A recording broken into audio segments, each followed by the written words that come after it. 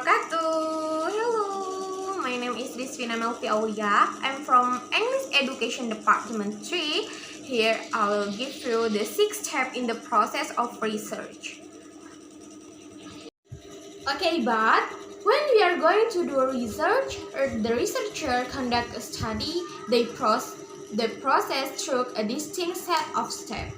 These steps provide the foundation for educational research. Although not all studies include prediction, you engage in this step whenever you undertake a research study. Now, the 6 steps in the process of research. Number 1 is identifying a research problem. Number 2 is reviewing the literature. Number 3, specifying a purpose for research. Number 4, collecting data. Number 5, analyzing and interpreting the data. Number 6, reporting and evaluating research. Now, the number 1 is identifying a research problem. Okay, number 1 is identifying a research problem. You begin a research study by identifying a topic to study, typically an issue or problem in education that need to be resolved. Identifying a research problem consists of specifying an issue to study, developing a justification for studying it, and suggesting the importance of the study for select audiences that will read the report. These need, issue, or controversies arise out of an educational need expressed by teachers, school, policymakers, and researchers, and we refer to them as research problems. You will state them in introductory section of a research report and provide a rationale for their importance. Now, number 2, reviewing the literature. Because of this concern, reviewing the literature is an important step in the research process.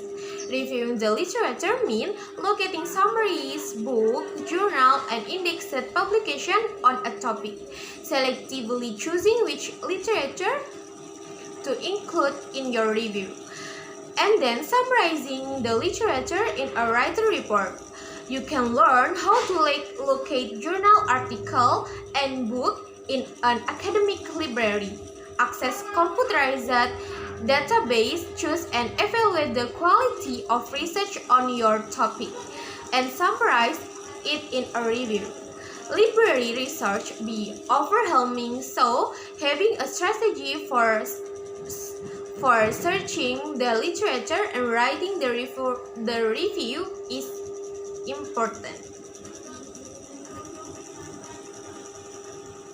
Next is number 3, specifying a purpose for research. If your research problem covers a broad topic of concern, you need to focus it so that you can study it. This statement conveys the overall objective or intent of your research. As such, it is the most important statement in your research study. The purpose for research consists of identifying the major intent or objective for study and narrowing it into specific research question or hypothesis. The purpose statement contains the major focus of the study, the participant in the study, and the location or site of the inquiry. This purpose statement is then narrowed the research question or prediction that you plan to answer in your research study. Number 4 is collecting data. To get this answer, you engage in the step of collecting or gathering data. Collecting data means identifying and selecting individuals for a study, obtaining their permission to study, and gathering information by asking people questions or observing their behavior. Of paramount concern in this process is the need to obtain accurate data from individual and place. Once you identify this individual and place, you write method and procedure section into your research study. This section over detailed and technical discussion about the mechanics and administration of data collection. Many decisions, however, go into create a good data collection procedure. For number 5, we have analyzing and interpreting the data. During or immediately after the data collection, you need to make sense of the information supplied by individual in the study. Analysis consists of taking the data apart to determine individual responses and then putting it together to summarize it. Analyzing the interpreting the data involves drawing conclusion about it, representing it in the table, figure, and picture to summarize it, and explaining the conclusion in word to provide answer to your research question. You report analysis and interpretation in section of a research report usually titled Research, Finding, or Discussion. And the last one is reporting and evaluating research. The audiences for research will vary from academic researchers who contribute and read journal articles to faculty at Fisher and committees that review master thesis and dissertation, to personnel in education agencies and school districts who look for a report of research on timely topic.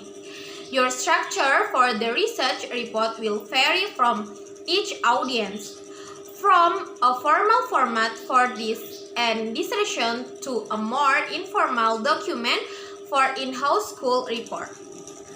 Evaluating research involves assessing the quality of a study using standard advanced by individual in education.